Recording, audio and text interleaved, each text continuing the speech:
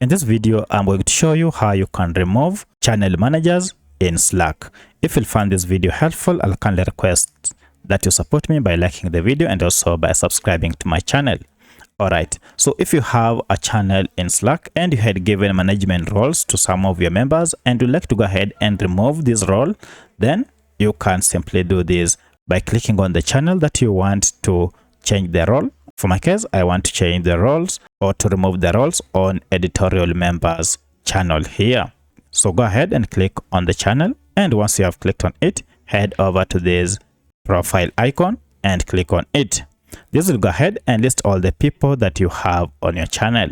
And as you can see, here is the list and the roles they play. However, I'd like to go ahead and remove this second person from the role of channel manager. To remove, go ahead and click on this ellipsis and then click on remove from channel managers.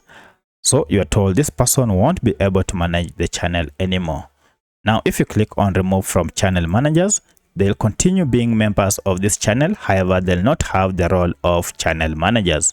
So that's how you can remove channel managers in Slack. If you have any other question, kindly let me know in the comment section. Otherwise, thanks for watching and let's meet in the next video.